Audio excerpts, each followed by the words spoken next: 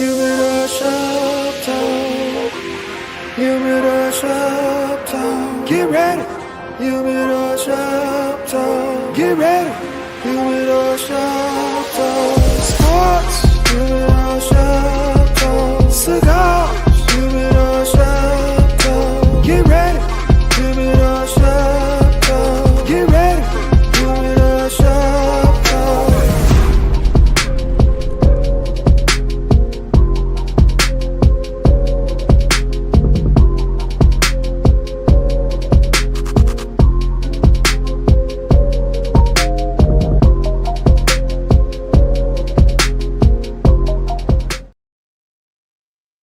Yo, yo, yo, top of the morning, everybody. Happy St. Patty's Day weekend. All my people out there, especially to all my Irish out here in Chicago. I know y'all out there celebrating, painting the river green today. Welcome, welcome, welcome to Humidor Sports and Cigars. I'm here with the crew. Got my boy Lucky Lefty up here in the building. And What up?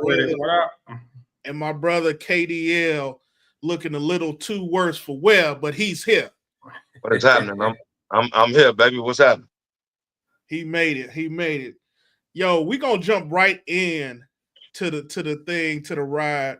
Obviously, it is NCAA championship weekend this weekend. Been a lot of intriguing, a lot of good conference championship games, and of course, we got Selection Sunday popping up tomorrow. I think one of the biggest topics that's been talked about, especially heading into this weekend, is will the SEC still have a chance of getting the 13 in? We've seen some teams kind of fall off a little bit during conference tourney and towards the end of the season.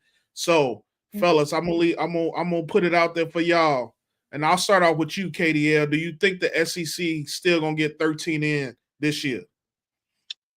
They have a good shot of doing it because don't trip off the conference tournaments, right? Don't trip off that. Anybody can be beat in a conference tournament by a lower team that's hot, or to make a run to the tournament trying to get in. They have everything to be motivated for, but your SEC teams that's built that body of work throughout the year, they beat each other, they still have a shot to do it. Your body of work defines your spot, supposedly. You can't get hot in the SEC tournament, jump up and beat Florida, jump up and beat Tennessee, jump up and beat Kentucky, and all of a sudden you tournament worthy. That ain't how it works. So their body of work throughout the year puts them in position to get all 13. I 100% agree with it. Yes. Luck, what you think about it? Yeah, I think they still get 13 in. You know, conference. You know, these conference tournaments. They're more. They help more the bubble teams that are like right there on the, last four in, last four out. I think Carolina's showing, and the way they ended the season, I think Carolina's showing an ACC tournament it's probably gonna get them in. I know they lost last night. As goofy as that shit was, damn lane violation. Who the hell? On a lane violation? A lane violation. Come on, man. But teams like that, I think they're showing in the ACC tournament help. Like they'd have went out the first round of the ACC tournament, they probably don't make the dance. But the fact they got to the semis and still took the number one team in the country to the wire, even though they didn't have Cooper Flag, I think that's gonna get them in. So, like I said, it doesn't hurt the teams that had good seasons necessarily. Like Kev said, your body of work, it won't hurt them, and then they strengthen the schedule just along with the SEC. So I think that right. They got to play each other. Yeah, I think if any of them 13 that get left out would be considered let it be considered. You know what? One of them might get left out for somebody that wins the conference tournament in the lower conference. It's you know possible. What I mean? Yeah, it is. They might bounce one. Yeah. We haven't heard anything about any SEC teams kind of being on the bubble. And I don't think essentially it's going to end up coming to that. I think the one thing, and obviously all of these teams, you talking about 11 of those teams ranked in the top 25 that's basically facing, going head to head against each other. What I'm kind of intrigued by. So think about what you're saying, DY. You can't put them out. They all ranked top 25. How you gonna put them out? Think about what you're saying. Right, and the lowest seed, I think, even though they lost, I think the lowest seed was. I'm looking at it right now. I think the lowest seed may have been Kentucky at 15. So okay. So how you put them out then? They all getting in. I tell you right there, they all getting in. Well, you got some teams that's not ranked in the top 25 that could possibly find themselves out of it. Yeah. So, but whenever they show that last 4 in, first 4 out, whatever, none of the teams are in there. So that's usually a good sign, and that's usually pretty accurate. When they do that, they be on point with that. So, and I think the last piece of that puzzle is you have not seen any of the top seeds fall at this point. You may have a 4 lose to a 5, but that's pretty much a wash. But nobody's gotten knocked off. I think the biggest chance for upset would have been last night if North Carolina could have did the deed. But that's the only thing I believe that's going to push some of these teams out. Now, with today's matchups, you got Tennessee going against Auburn again in the SEC. And then you probably got the most intriguing matchup of the day when you got Florida against number 5, Alabama. So Tennessee is looking to avenge that loss from early in the season to Auburn. And then, of course, Florida is looking to hopefully make it back to the SEC championship game and avenge that loss. So who y'all got in the Tennessee-Auburn matchup? Look. I would normally say Auburn, but in situations like this, because I think Auburn's locked the number 1 seed. Okay. They're pretty locked in. So I think Tennessee, just for seeding purposes, they're going to probably come out and like go all in. You know what I mean? I think at this point, with your team like Auburn, you're looking forward to next week. It's all about the big dance now. But I mean, of course, you always want to win, win your conference tournament. But I think Tennessee gonna come out and try to make a statement that's gonna help them seed, and it's not gonna knock Auburn off out of the 1 seed. So I'm gonna go with Tennessee. That'll be huge. KDL, what do you think about Florida versus Bama? I'm gonna take Florida. Florida's been underrated kind of all year, right? They ain't been in the top whatever talked about like that. But Florida got a good team, bro. I'm gonna take Florida, right? Because all top dogs ain't gonna win. It's just a go that way. It just simply don't. So I'm gonna take Florida, and it really, if you look at it, it's really not an upset. It's really not. Florida been ranked all year too. Now Florida done lost some games. You be like, how they losing them? Florida had injuries. Another team, I'm off kilter, but another team that had injuries was Iowa State. Iowa State had a lot of injuries this year. They're better than what they look. So if they get their players back, they good. Iowa State and Florida. So I got Florida in that. Yeah, I think it's going to be a great head-to-head matchup between those final 4 teams in the SEC. Going to really determine who comes out to be the number 1 seed. Right now, you got Florida on the cusp of being number 1, also along with Auburn. So it'll be interesting to see if you see those two go up head-to-head, and no matter who wins, will both of them still get the number 1 seed? Florida ain't getting the number 1 seed. Their body of work don't show you a number 1 seed. Yeah, Auburn has been number 1. Florida gets the 1 either. Florida ain't getting no number 1. Auburn has been number 1 throughout the year. Duke is gonna get number 1 seed with or without Cooper Flag being healthy. Auburn will too. Florida will not get a number 1 seed. Trust me. Their body of work don't show you that. Everybody calling for them being top seed. For what? What do you mean for what? Think about this. Florida haven't been number 1 all year. Yes or no? They ain't been number 1 all year. I don't know. All year. So who right now the locks? Auburn, Duke. Who the other two locks at one seed? It's Duke, Houston, Auburn, and Florida. Houston go get a number 1 seed probably in the South. Auburn will probably go. No, Auburn got the South. Duke had the East. Houston will probably be the Midwest. Duke go East. Duke go East. West. If Florida pulls it off, they got a shot at a 1 seed. If they win it today, I don't think they do. I think they got a shot. Florida ain't been number 1 all year. Hell, they ain't been number 2 all year. How you gonna give them a number 1 seed? Some teams was only number 1 for a week. A lot of teams. Florida ain't never been number 1. Matter of fact, Florida ain't never been number 1. Remember they climbed though. Right. Was Florida even ranked at the beginning of the year? They was ranked, but Florida ain't been number 1 or number 2 all year. How you gonna you can't jump up and give them a number 1 seed? You can't do that. How are you gonna take a team that's 29-4 in the SEC and not who are you gonna rank above them? Bro, you ain't been number 1 or number 2. Hell, number 3 all year. Well, name can't jump up and make you a number 1. Name your 4th 1 seed. No, it don't work that way, bro. So who's your 4th 1? We said Auburn, Duke, Houston. I got Auburn. Duke, Houston. Duke probably be number 1 East. Houston, I think, will be South, if not Midwest. No, they'll be Midwest. Auburn and South. They're gonna be number 1 overall seed. Yeah. Okay. So who gets West?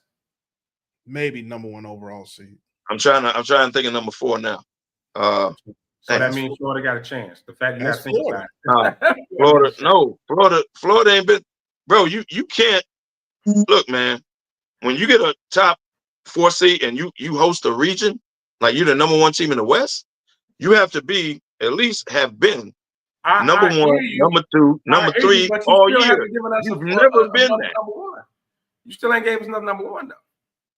Somebody got to get it. Yeah, but it ain't gonna be Florida. Well, give me some more teams, bro. You have to. the top seeds are made of teams that has at least been number 1, at least been number 2. That's not true. All year long. No, and the rankings have been Florida in there. And I'm not saying Florida is not good. What I'm saying is you haven't been number 1 worthy all year. So then it depends on how it ends, because it's been jumbled all year, right? We didn't have many number 1s. It's been jumbled. I agree with that. So now if you talk about being in the SEC and being 29-4 in a conference that's about to get 13 in, I think they got a shot, bro. I think 2 of them can be 1 seeds. I think if they win the day, they definitely got a good shot. We'll know tomorrow, though. We'll definitely know tomorrow. So y'all saying if they win the SEC tournament, they're number 1 seed? I think they'll get it. I think Florida's number 1 as long as they win today. They could lose to Auburn tomorrow. As long as they win today, they'll be a number 1 seed. They'll be a top seed. I mean, if you look at all of the bracketology shows, they got them as top seed. And I don't know what other teams. Think of my number 4. Go ahead. I'm gonna think of it though. Go ahead.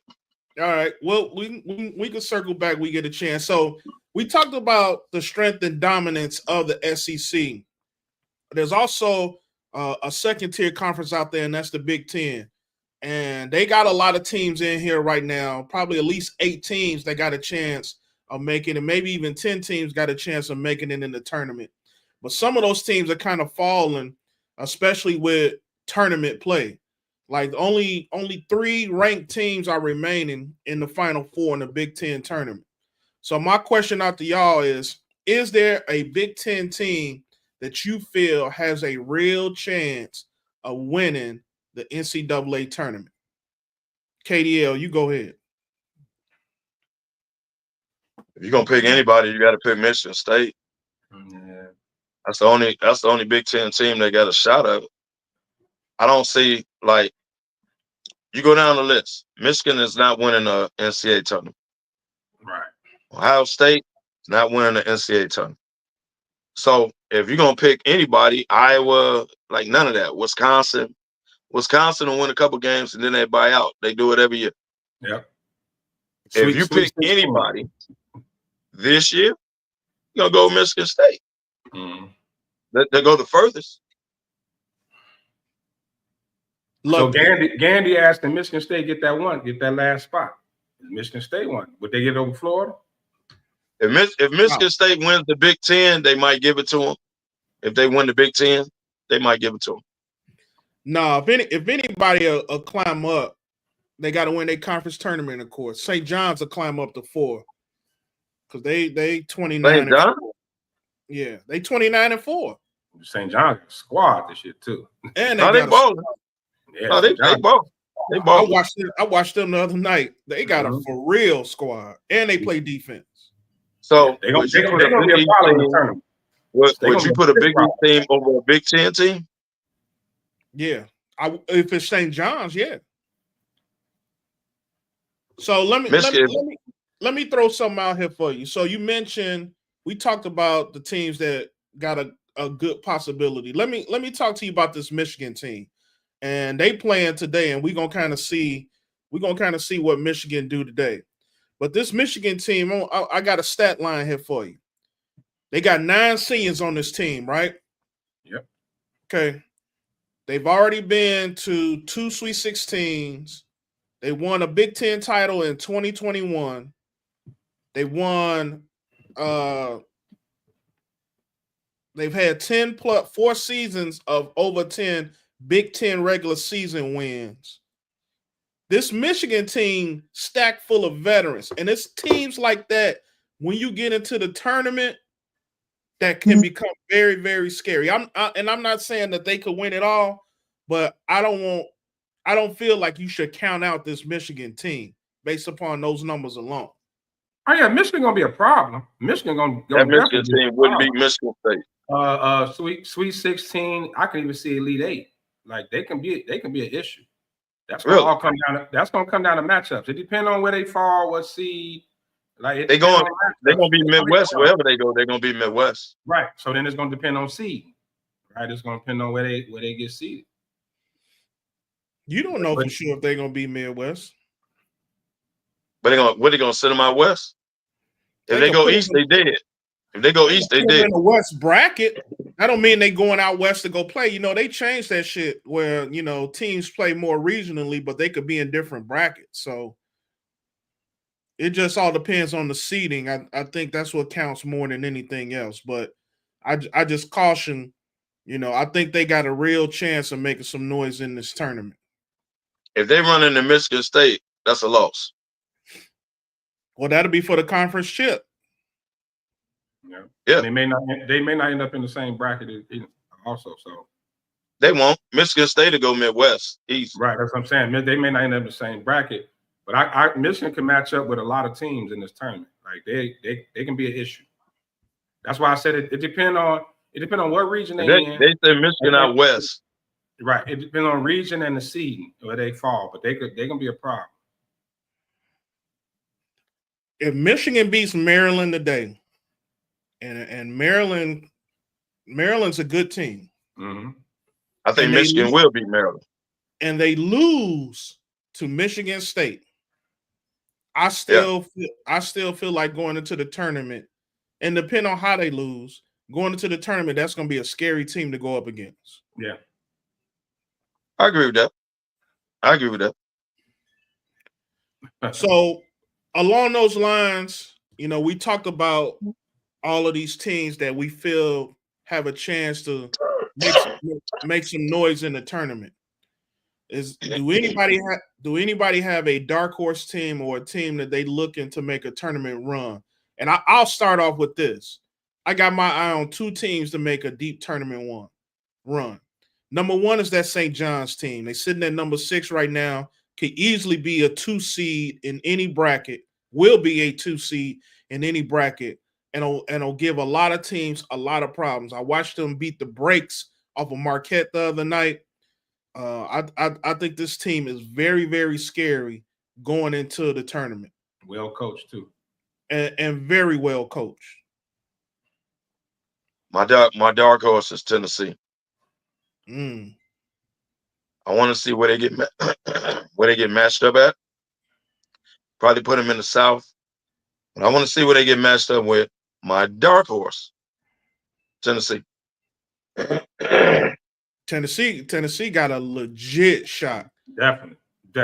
And they coming into the tournament, kind of streaking a little bit. But I'm with you, KDL. That's a scary team, and they've been low key in the top 10 scary, bro.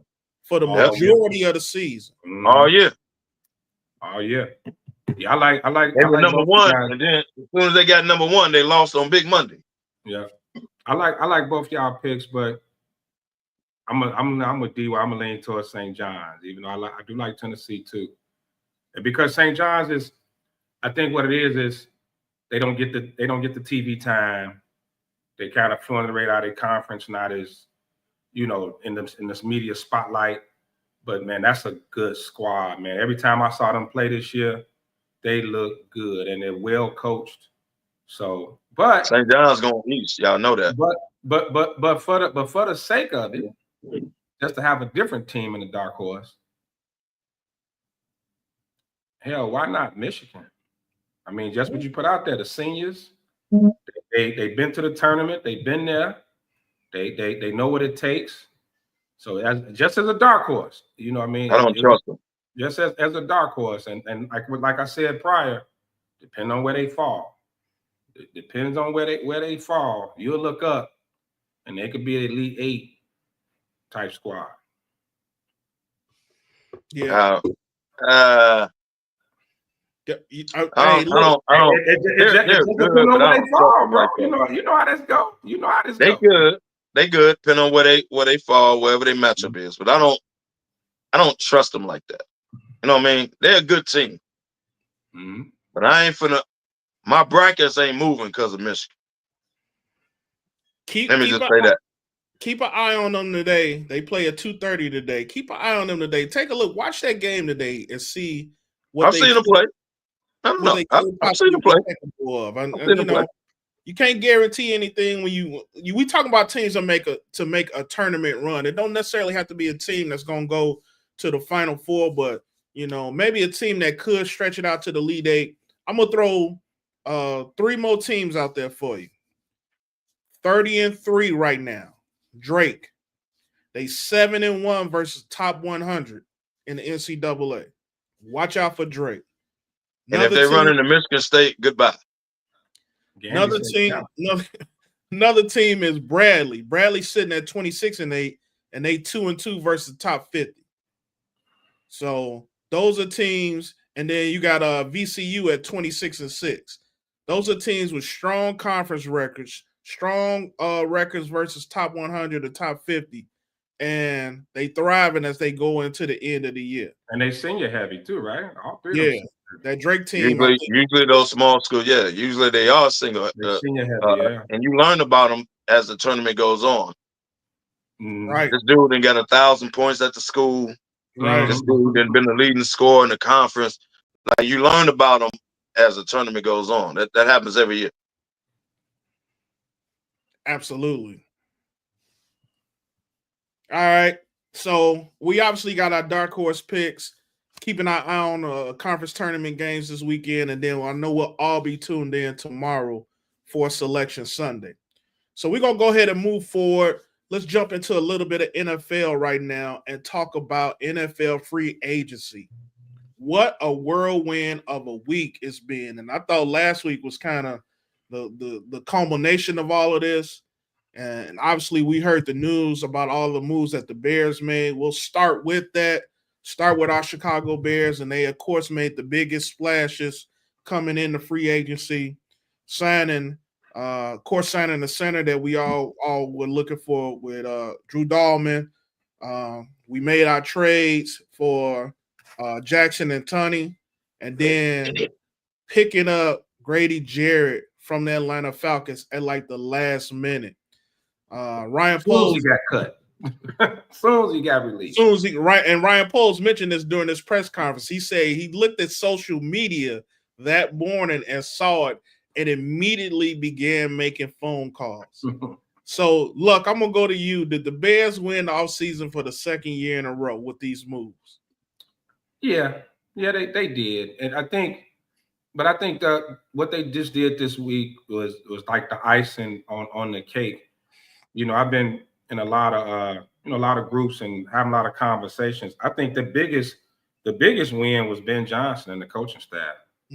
I think that's the biggest win. You know, for all the talks of you know, the O-line and the trenches and this, that, and other, their biggest weakness, their biggest issue was coaching. And like Sean always say, coaching matters. So that and the staff that Ben Johnson's put together, I think is really like that's really it. Now to on paper fix the trenches. On paper, let's because you got to be careful with that. On paper to fix the trenches the way they did, O-line and D-line, I think it's just like I said, it's the cherry on top of the sundae. Now we got the draft, and not being able to go into the draft and not be position strapped. You can kind of go in the draft and play with it. You can draft a number of positions. I mean, think about it. The Bears starting lineups are pretty much on both sides of the ball is set already. You know, so now you're just able to go into the draft and accumulate talent, no matter what position it is. They can draft any position on the board outside of quarterback and punter and kicker, but they can draft any position: linebacker, DN, D tackle, left offensive tackle, receiver, running back. You know, like they just in that position where they could just stockpile talent. So yeah, they won. I think they won the offseason again, but the reason they won the offseason is because it's the Ben Johnson and the coaching staff. This has to play out on the field because you won the offseason last year with all those weapons, and you won 5-6 games. So this has to play out on the field. Yes, you shored up the offensive line, free agency. I said on paper, Kev. I said on paper. well, I got to reiterate this. Off-season. Hold on, man. Off-season, not. I get it. But y'all won the offseason last year, and y'all was so excited, and you won 5 games. And I told y'all from the beginning, that's an improvement, right? We didn't go backwards like some other teams did. I said last year this has to play out on the field. I was the one that said that. Everybody was winning the division. Everybody was 9-10 wins. We're gonna take over the North. All that because y'all had all them weapons. Remember that? I was the one that sat on this panel and say, hey man, it looked good on paper. Has to play out on the field. I was the only one said that. All of a sudden, did the Bears win the offseason, Kev? You won the offseason last year. Right. That's what we just said. Did they win the offseason? So are you winning the offseason so far with the moves you made and the needs you had? Yeah. Because you showed up the offensive line. You're going to make sure your quarterback don't take 70 sacks. So if you want to look at it like that, yeah. You won the offseason so far with the moves you made. You other people got wide receivers, defensive ends, and all that. You did what you needed to do, which was show up the offensive line through free agency. Now you ain't got your first pick ain't got to be an offensive lineman. Ain't got to be a tackle. Now you can if you get the running back, that's a luxury now. Because you went out and addressed what you needed free agency wise. The field needs. Now the running back is a luxury toy now. If you want to take him at 10. I'm gonna say this, and I mentioned this, a couple weeks ago when we talked about this. Right now, if I'm Ryan Poles, I think there's probably 2 names at the top of my list, and you hoping that they're gonna fall a 10. Number 1, probably Mason Graham, and then number 2 is going to be Genty. A lot of the talk about Genty climbing up to the Bears at 10. I don't know how legitimate that is. I'm not sure how much Ben Johnson feels like he fits. Obviously, they interviewed him at the Combine, so they looking at him. But if those 2 names are off the board at 10, if I'm the Bears, I'm taking 10 and I'm moving down and try to get some more picks. I think you could leverage that number 10 pick, still get you another, maybe swap first rounders get another 2 or 3, whatever price that comes with it. I think at this point, because you shored up so much of those holes, and granted, you still got to have depth, but what better way to increase depth, especially while you got these guys on rookie contracts and they can all grow together, than by establishing and banking those picks. The Cowboys want him too. Jerry Jones want him. Want who? Gentry? I don't know where they pick, but they want Gentry. So I don't know where they pick, but the Cowboys want him too. I heard the Raiders want him. You know, now that the Raiders got their quarterback situation figured out, and we'll jump into that here shortly. But the Raiders in the top 10, right? Yeah, they got 7. Raiders are sitting at 7. And everybody, you know, we talked earlier. Everybody was saying all the pre-draft boards had Shedeur going to Vegas, and based upon all these interviews, and you know, they kind of really trying to taint him. And I don't know why they putting dirt on this kid's name because of who his dad is, and they talk about his arrogance and things like that.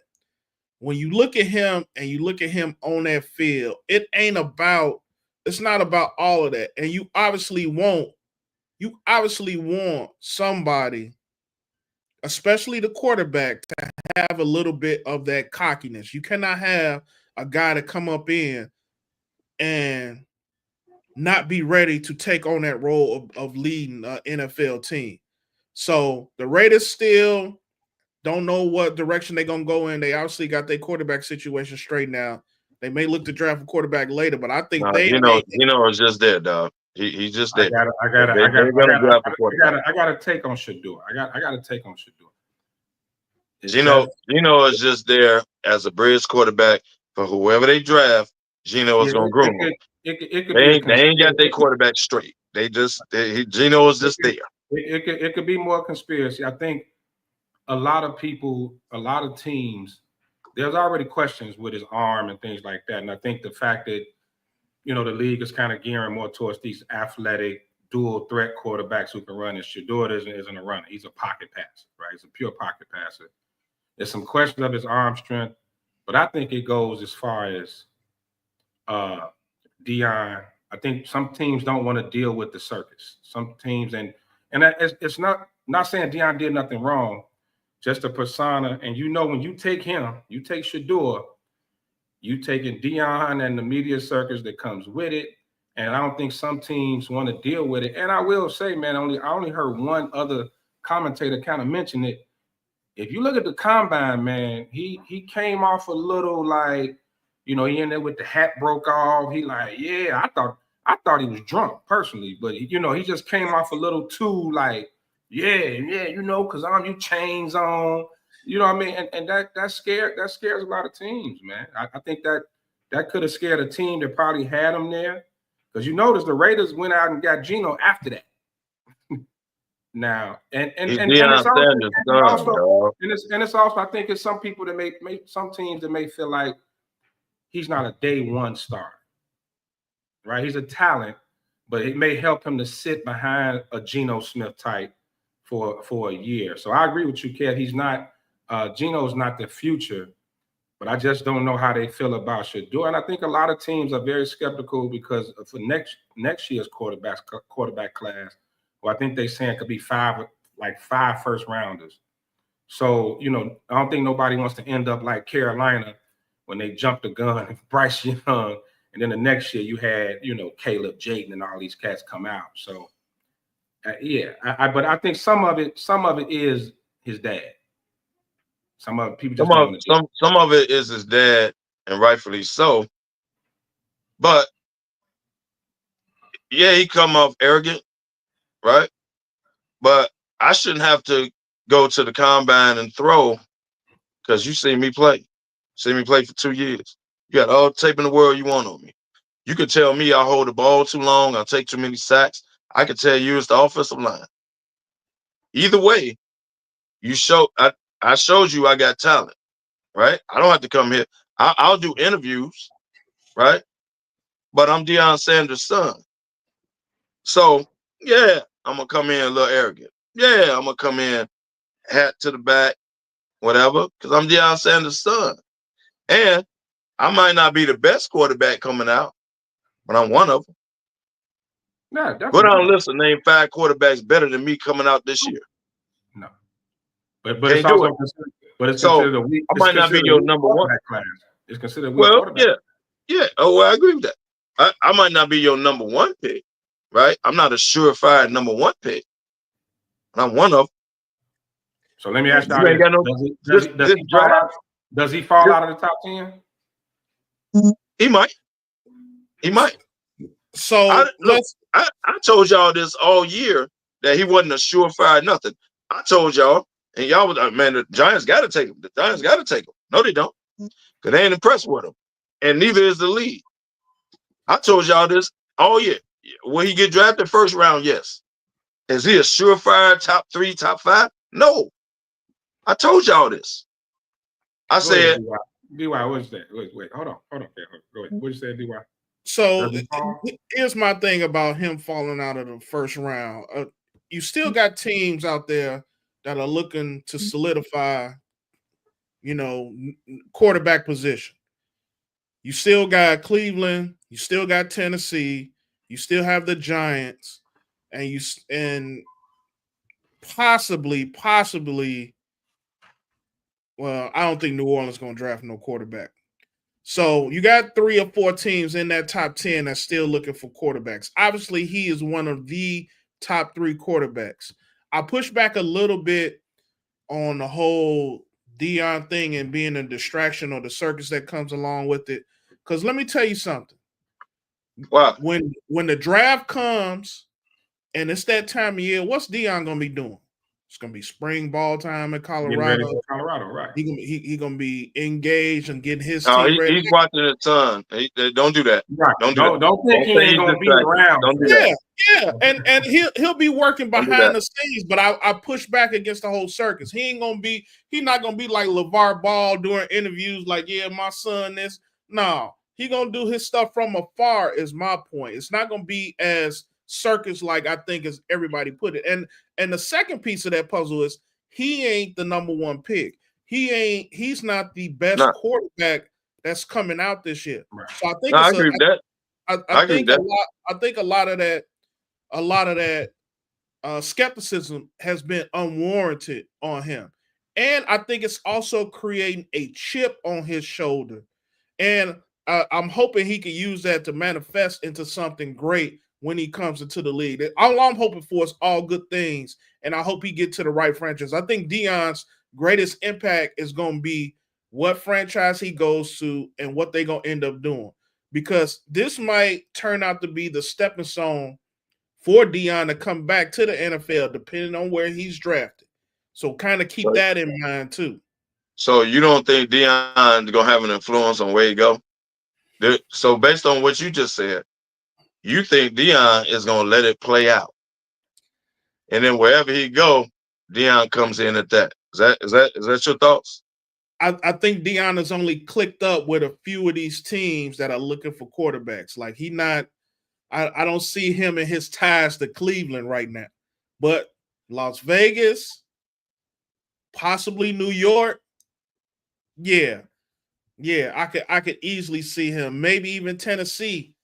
But obviously they're not going to take him. But Tennessee could take that one pick. Let me move down a few spots, and we'll take Shedeur at 10 or 12 or whatever it is. Well, I think Deion will have an influence on wherever he goes.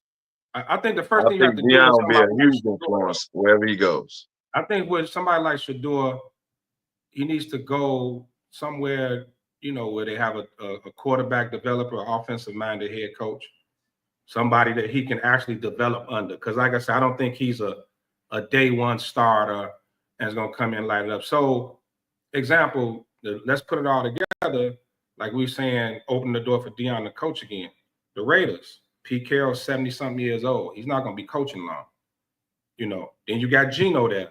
So he can sit for a year or two, maybe until his dad, and then Pete Carroll goes out, and maybe that opens the door. They got the Brady connection and all that. He's worked with Tom Brady, and he's worked out with Brady. So that type of situation. But outside of that, I don't know. I would say the Giants because I still think Brian Dable is an offensive mind and he can develop quarterbacks. I just don't think he has the time though. I think him and that GM on their way out. So that I think the Giants got to make the playoffs next year. He's fired.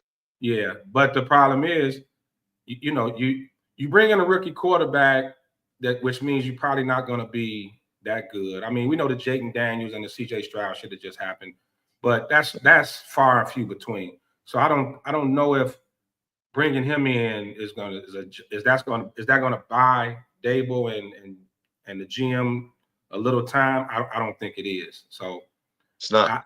Outside of those two situations, man. I like Cleveland because it's Stefanski, but I think they'll end up with Cam Ward at the end of the day. They'll take Cam first.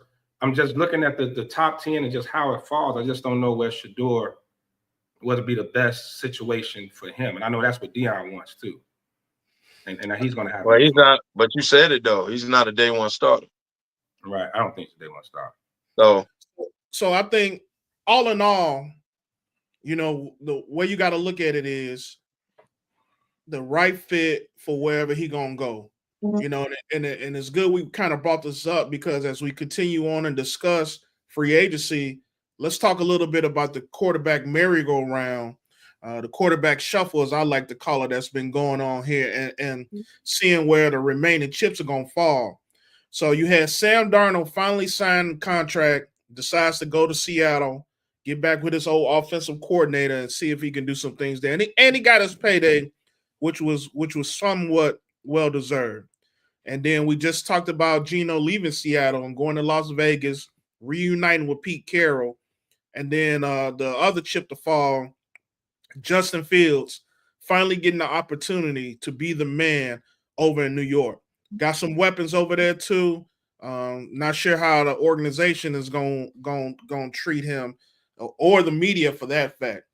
But the last two chips and probably the two chips that's been talked about the most amongst all of these players, number one, Aaron Rodgers. What does Aaron Rodgers do? And then the fallout from that is going to be what's Russell Wilson going to do? So, look, where does Aaron Rodgers go out of free agency? You know what I always say, where there's smoke, there's fire. I think somehow he ends up in Minnesota. It's looking, the fact that he's kind of taking his time. The Giants just don't make sense for him at 42 years old. The Giants don't make sense. Pittsburgh, to me, I think Pittsburgh would be the best situation for him, even though I think he's just completely washed up personally, but that's probably the best situation for him. But I think it's something to this Minnesota thing. And so I'm gonna go with Minnesota. Wow, really? Because I have not been hearing a whole lot of him going to Minnesota. It's heavy. KDL, where's Aaron Rodgers going? I'm gonna go Pittsburgh. I'm gonna go Pittsburgh, which is the reason why Russell Wilson is running around taking interviews. I think Russell knows he's out. Yeah. And if push comes to shove and Aaron Rodgers don't go to Pittsburgh, Russ could end up back in Pittsburgh. But there's a reason Russell Wilson is running around taking interviews. He knows he's done. I think the inside word, he's going to Pittsburgh. He's making him wait because he's Aaron Rodgers. But I think Mike Tomlin, hey man, we in win now mode. We ain't with all that diva shit. We're not doing that Pat McAfee shit. We're not doing none of that. I need you to take us. I got you, DK Metcalf. I got you another basket case, which is Pickens. I got rid of Najee Harris, but don't worry about it. I'm going to get you a running back. We in win now mode. I don't see him going to Minnesota because you go in that locker room and they're in win now mode. But you go in that locker room with all that diva shit, I don't think the coach having it. I don't see him on the Giants or the Giants are not ready to win. So I agree with you. He ain't going to New York. I don't see that. I don't see Russell Wilson or Aaron Rodgers going to New York. I really don't. They're not ready to win. Those guys at the back end of their career, man, they want to at least step in the locker room where I got a chance. right? I got a chance. So I think it's Pittsburgh. Let me lay a scenario out for you. So Aaron Rodgers decides he wants to go to New York. Just putting it out there. Russ in turn says, "Hey, Pittsburgh, you didn't believe in me. You didn't want to keep me here. I'm going to Cleveland because Cleveland still got a squad." What does that mean for the Pittsburgh Steelers, and what the hell can they do at the quarterback position at this point? You mean if Rodgers and Russ? Yep. They lose out on both? Yep. Mason Rudolph came back. Mason Rudolph. At that point, he came back. Well, Came back. At that point, you got to wait for Kirk Cousins. If you Pittsburgh, that's your point. You got to wait for Atlanta to release Kirk Cousins because it's coming. They're going to release him. So you got to sit there and wait. You can't go in. It's already enough heat in Pittsburgh. Fans are fed up with just getting to the playoffs. Like, okay, we ready to move, take a next step. So you can't go rookie. They have to land a veteran, whether they come back with Russ, whether Rodgers decides and Kirk Cousins down on the list though. They can lose out. Now, so soon as Atlanta releases him, I'm telling you, it's going to be down to those. It's going to be those three teams that need quarterbacks. Hell, Cousins can end up in New York as a bridge quarterback. You know what I mean? Like like the Pittsburgh and the Steelers and the Giants cannot go into the season with their quarterback rooms the way they are. Well, of course not. Well, we know that. We know that. Nobody in there. So you got to, and you don't feel great about the rookies. You can't go in there like that. Now the Giants could probably maybe a team that are more fit for a rookie. They situation because you're not expected to win. They rebuilding and all that. Nope. They wouldn't got to win, bro. They out. But teams like Pittsburgh and Minnesota, like y'all say, they in win now mode. You got to bring one of them in. You think Kirk Cousins is gonna come to Pittsburgh? Because obviously, if Pittsburgh don't get one of those two, they're gonna have to draft a quarterback. They're going to have to. But they're gonna draft a quarterback regardless.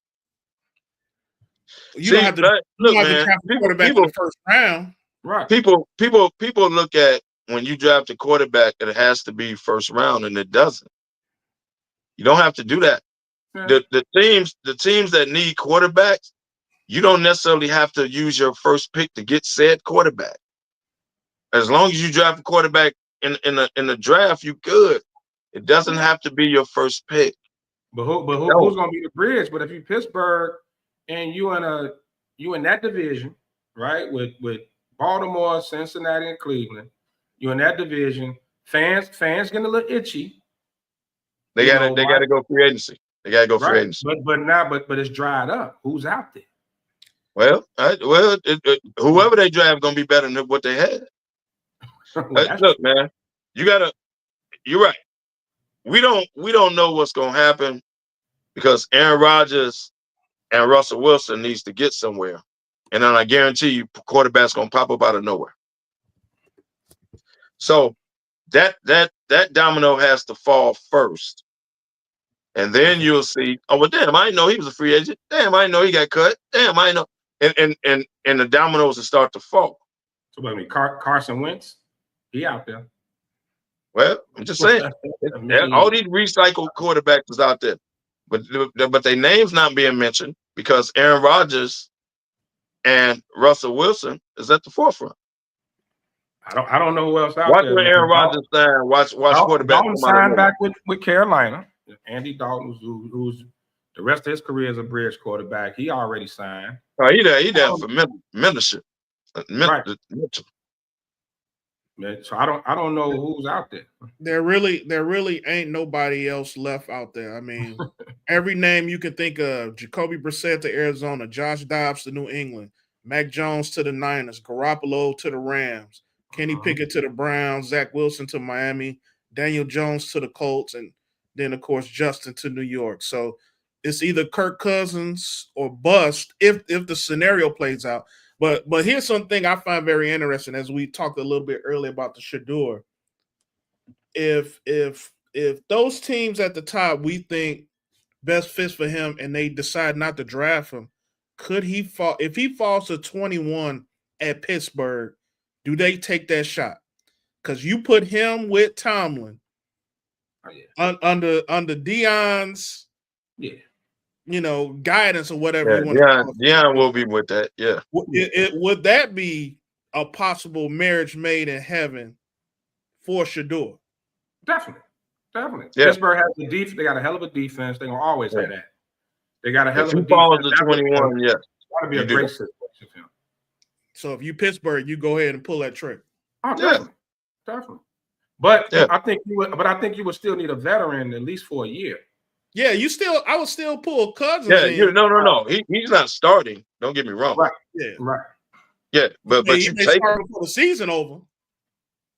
Yeah. Well, you got to put him out there depending on where. But you take him if he falls 21, and you take him. Yes. Yeah, you definitely take him. All right, a lot of interesting things coming out of free agency, and we getting ready. We got a little abbreviated show this week, so we're gonna get ready to tackle some NBA real quick in our last 30 minutes. So, hottest team in basketball right now, the Cleveland Cavaliers. I mentioned it on the show a few weeks ago. Did everybody believe in Cleveland? Did everybody think they could do it ahead of their matchup with the Boston Celtics, which they went to Boston and won? Cleveland Cavs have won 16 straight. 14 of those games, they've scored 110 points. And the last team to do that was the 1986 Celtics, which, of course, won the NBA title. So, KDL, do you believe in Cleveland now? I believe in them. I'm not ready to say they're NBA champions, though. Right? Can they come out of the East? I believe in them. If they stay healthy, they're good. But I don't see them beating Boston, dog. Ooh. Not in a 7-game series. Ooh. I don't. If Boston is fully healthy and Cleveland is fully healthy, I think Boston is the better team. Boston will get them. I'm not even saying it might go 7. It might. But I think Cleveland is right there. But are they ready to beat them dudes? Nope. Not beating Boston in a 7-game series. They're not. You know what? I was spewing that same sentiment for all year. But the more I see this team, man, they look good. They top to bottom, man. I think outside of injuries, man, they got the guard play. They got the superstar Mitchell. They got the bigs. They got the bench. They well coached. Man, now my concern would be, winning the 16 in a row. Are they shooting they wide a little too soon? You know what I mean? It's possible they could burn out because now we get to the playoffs. We talking condensed schedule. Luckily for them, the East is so weak. Like they first 2 rounds should be cakewalks. Other than just getting ready for Boston. I don't know what's going on with Brunson. If he'll be, he should be. I don't know if he'll be back. I'm pretty sure he's coming back. But if Boston has to kind of healthy, it don't matter. Cleveland. If Boston has to kind of go through a series with New York going into Cleveland, like it's hard to watch that team and say they don't have a legitimate shot. Like and they get more and more TV time, so I'm getting a chance to really watch them.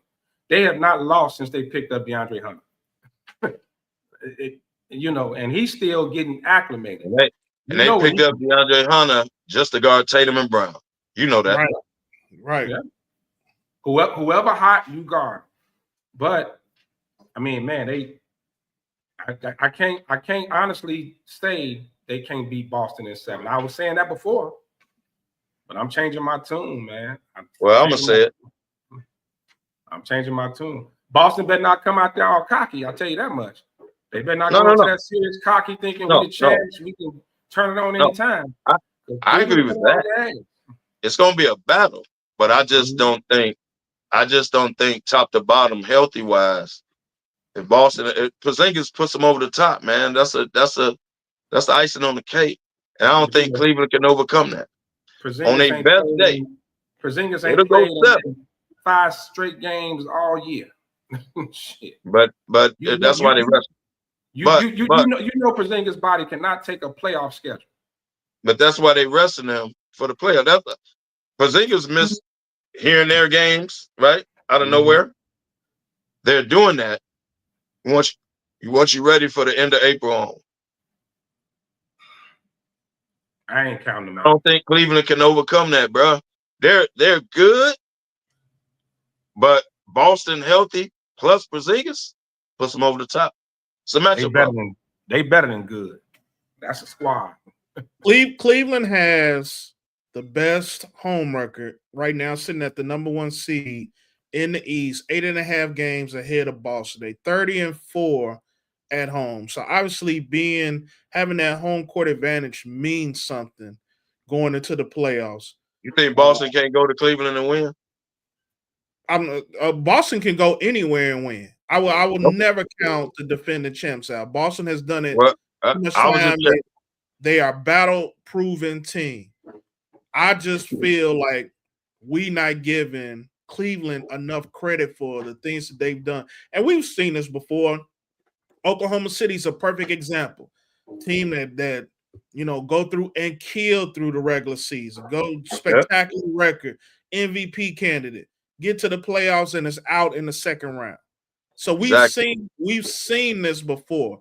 I don't feel like this Cleveland team falls into that just off of watching them. I feel like they're a little bit tougher than that OKC team. That OKC team to me seems a little bit more finesse and light in the ass than I see a little bit more grit and toughness out of that Cleveland team. Well, the thing with when you talk OKC is it's pretty much SGA and the crew, right?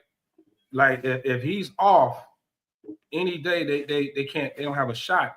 Cleveland, I don't see that. If Mitchell's off, they got dogs, dude. Like Mitchell don't have to go out and put up 30, 35 a game for that team. I'm not saying they're not good. I just don't think they're better than Boston.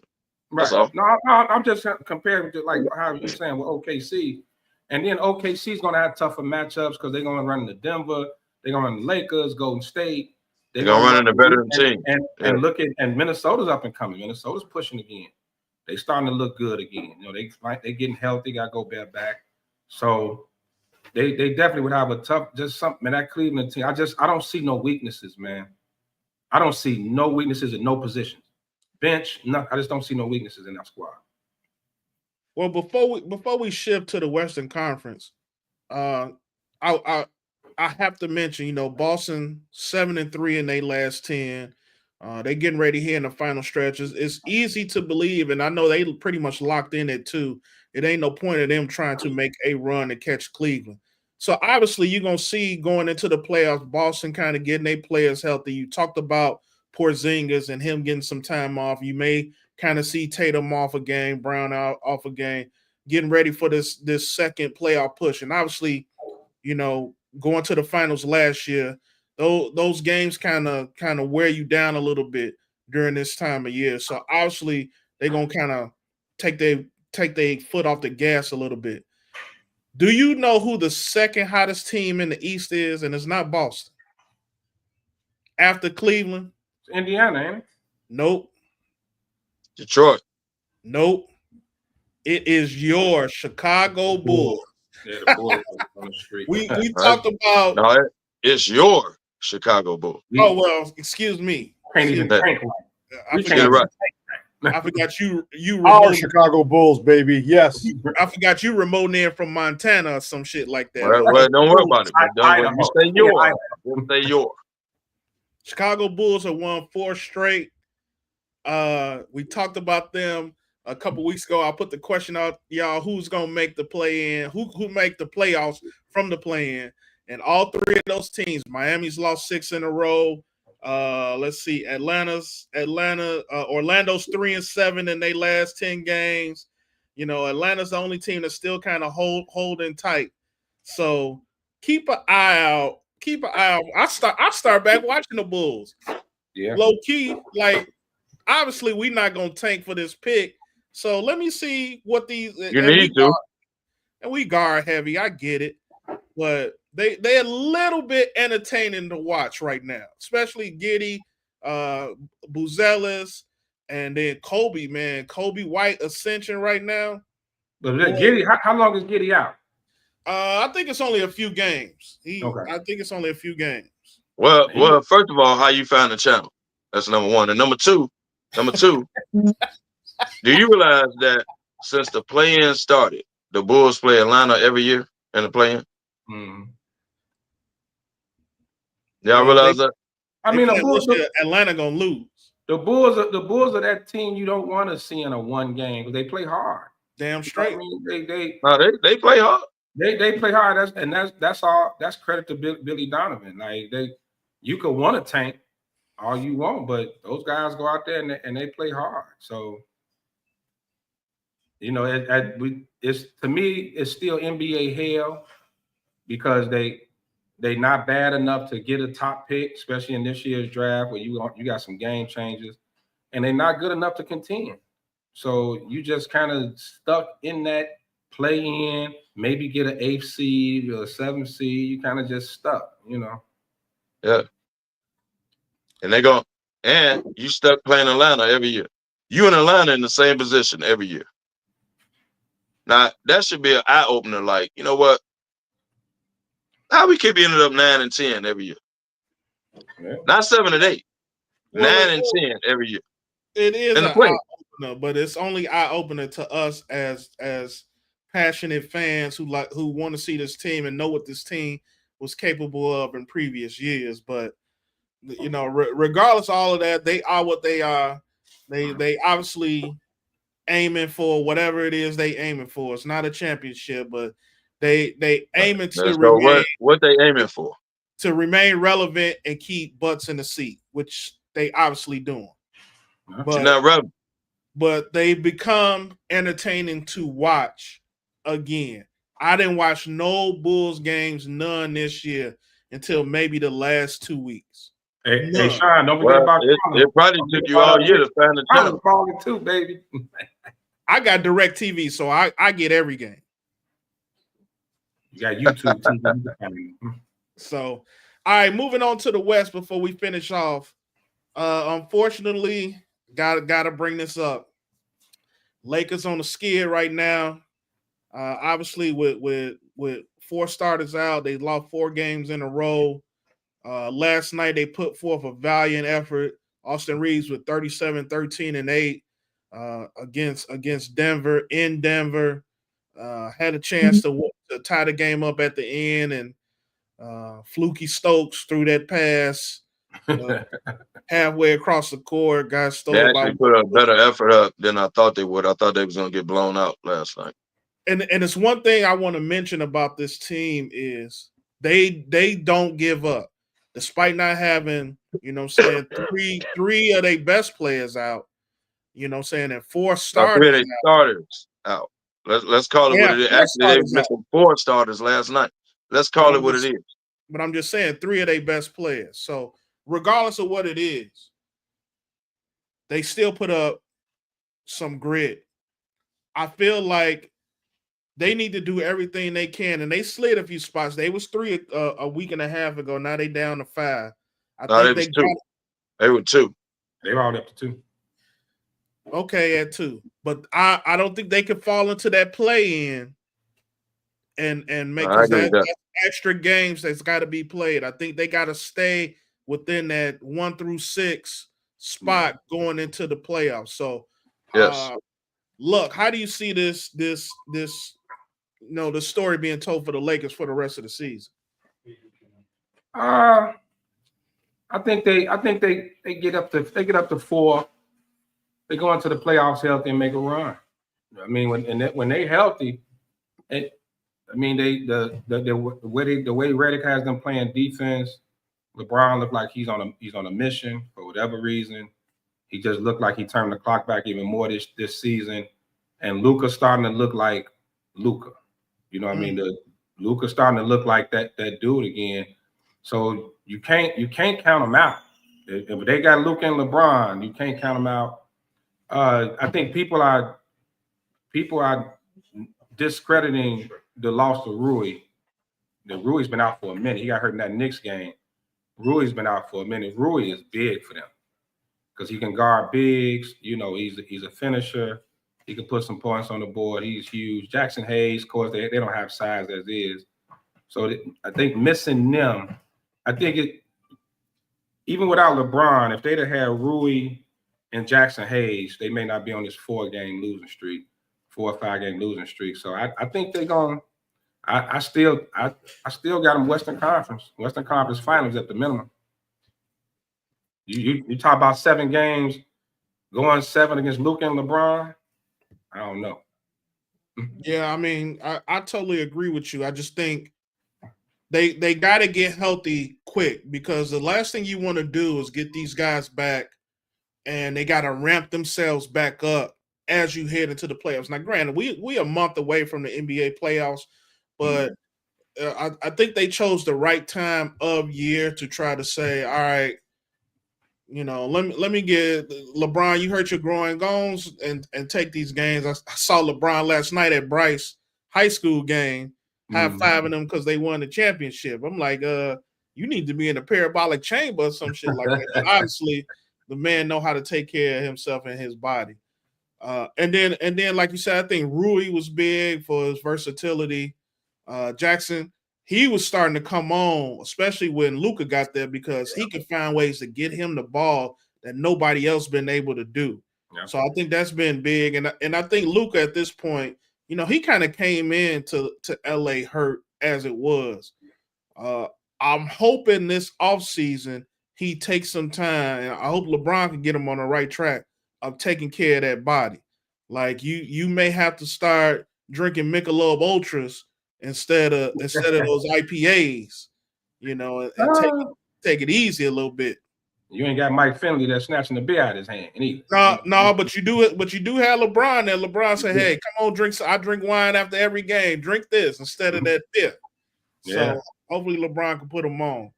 But looking at the rest of the Western Conference, somebody mentioned that Minnesota team won 7 in a row, the hottest team in the West right now, climbing up, moved all the way back up to number 7.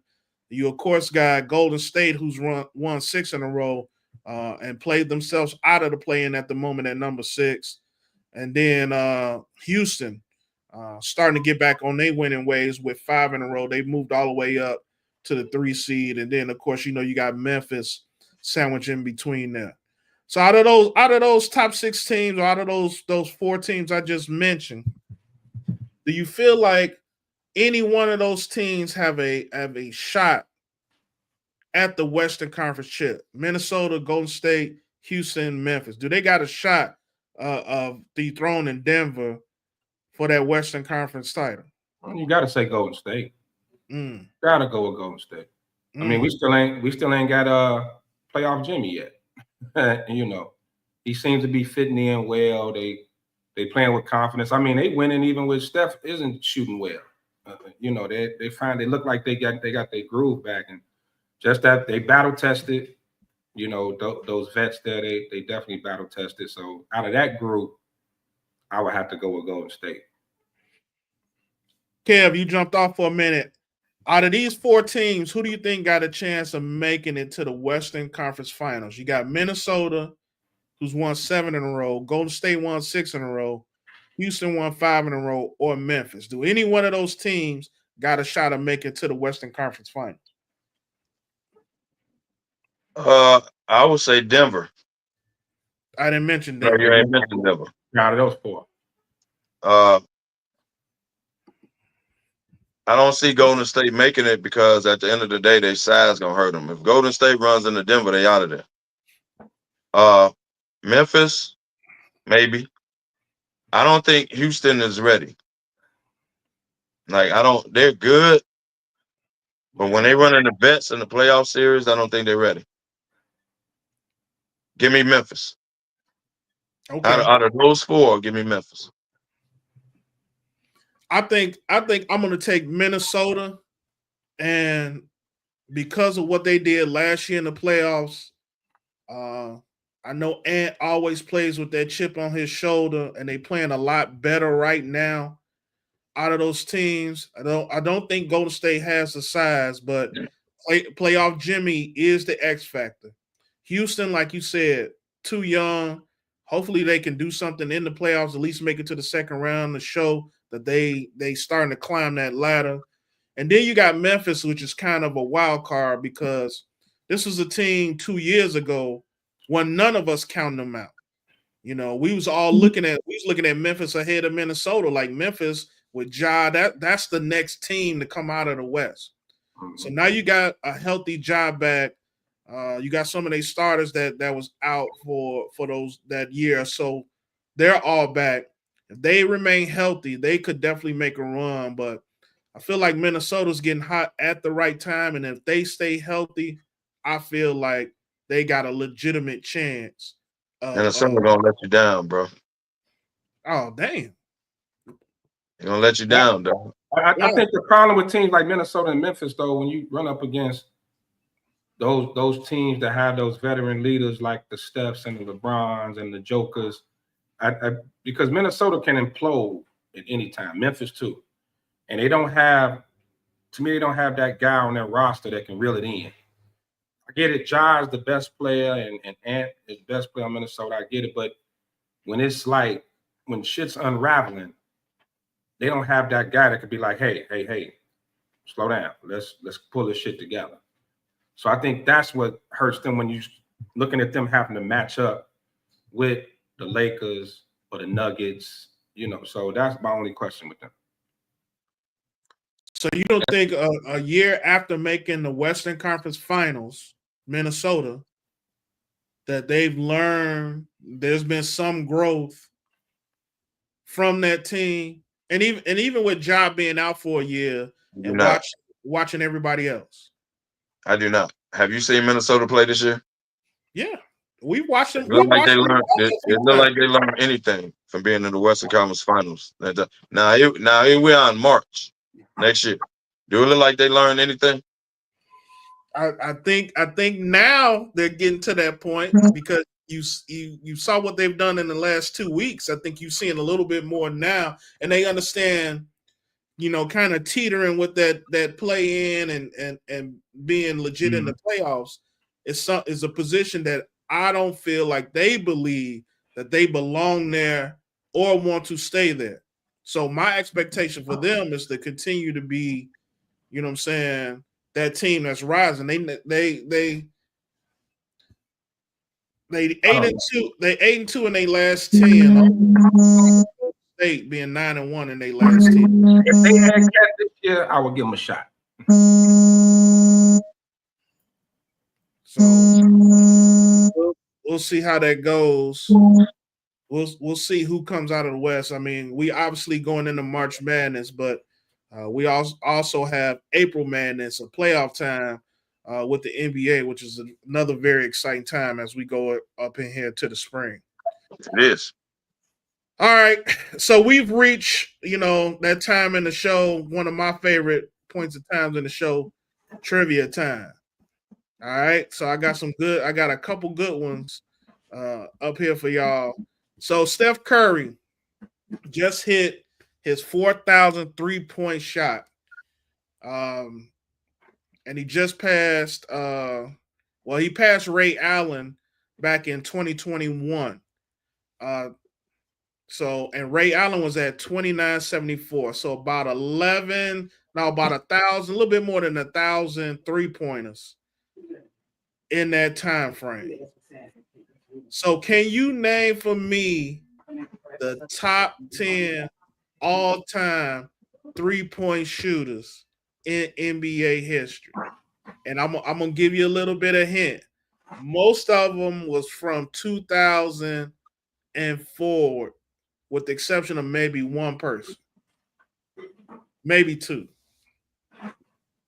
Well, yeah, they weren't chucking up threes like that back then. Plus Steph, Ray, Reggie. Reggie on that list. Reggie Miller, Dale Curry. Dale Curry's not on the list. No, Dale didn't shoot it that much. He didn't get enough shots. No, was Kyle Korver on there? Kyle Korver. Kyle Korver was on there. That's 4. You got 6 more. KD. Nope. No. 3-point shooters. Damn. Is a Barry on there? Oh, Klay Thompson. Clay's on there. That's 5. Clay got to be on there. A couple of these gonna surprise you. Is a Barry on there? No. And the sharpshooters are like in the 2000s. From the 2000s forward, I think it's one person left on the list that was drafted before 2000. Everybody else is Kyle Korver already, right? Yep. Yeah. Damn. Not KD. Nope. Kyrie. Nope. Man, you gotta be a different, bro. No, Luka. I can't Kyrie think back. can't get a 3-point shooter. Oh no, he ain't looking with that much. Shit, I don't know. Did Bron climb in there? He been shooting them last few years. LeBron is on that list. Yeah, he been shooting them last few years. That was a 3-point shooter. Yeah, he was last 3-4 years. He been chucking them. Yep. Where we at? 6? 7, I think. We at 7. 3 more. No, you at 6. It's 4 more. I can't think of them. Oh, James Harden. James Harden. He number 2 on the list. So we at 7. I don't know, dog. 3 more. It's a name that when I do a lot of these trivias, we talk about scorers and high volume cats. Y'all always forget this dude, or he always the last dude to be mentioned. And he a 3-point shooter? Yeah. And he is super high. He always top 5 in scoring. 5 in scoring. Harden. Not Jamal Murray. Not Murray. He said top 5 in scoring. Oh, well, yeah. He don't stay healthy enough for that. Yeah. Shit. I can't think of 3 more. I can't. He got me, dog. All right, I'll give him to you. Dame Dollar. Damn. Y'all always forgetting Lillard. Always forget Dame. And then 2 names that shocked the hell out of me. Paul George and Vince Carter. What? Yeah. 3-point shooters? Yes. They don't come to mind as 3-point shooters. I'm like, Paul George ain't even played enough to be right. Paul George is number 9 on the list. And when he did, he went to the basket. Damn, okay. If he ain't doing this podcast, he go to the basket. I never would have thought of him as 3 points. Yeah, I know. Dame, we tripped on Dame. You're right on that. But you know, one of y'all just mentioned about how cats went chucking threes up like that back in the day, and to still see Reggie on this list. Yeah, you know that really you got to put him in there as one of the greatest 3-point shooters because he did it in a time where everybody wasn't chucking threes up. Some of these guys getting 15 threes a game now. Well, you got to do that because Steph. You remember Steph broke his record, right? So Reggie probably shot more threes than 2s. Shit. In a lot of games he probably did, but I wouldn't say that every game like you see now. Like Steph, I think on the high volume games maybe not so much, but Steph take 10 to 15 threes a game. Yeah, he's averaging 5 threes a game. He at least hit 5 threes a game. Right. Clay was the same way. Almost all of Clay's shot was threes when he was with Golden State. Yeah. So and then again with Vince Carter. Now I think Vince fall into that same category like LeBron because he played 20 years in the league. But that his numbers too. We have to be talking the end of his career. You think Vince? You just think of dunks and shit like that. Yeah, Like so this have to be his end of his career. He started chucking them threes.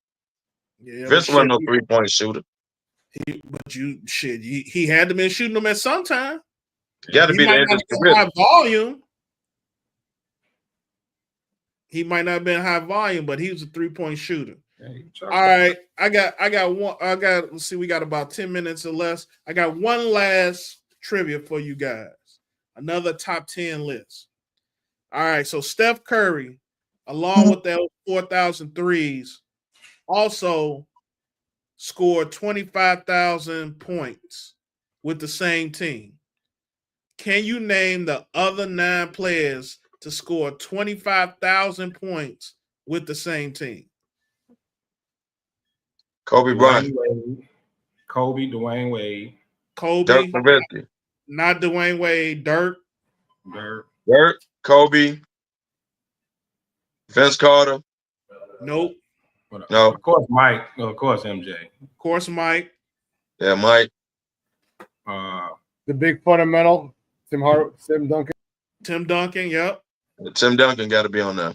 Oh, yeah. Timmy D. Same team. Reggie Miller got to be on there.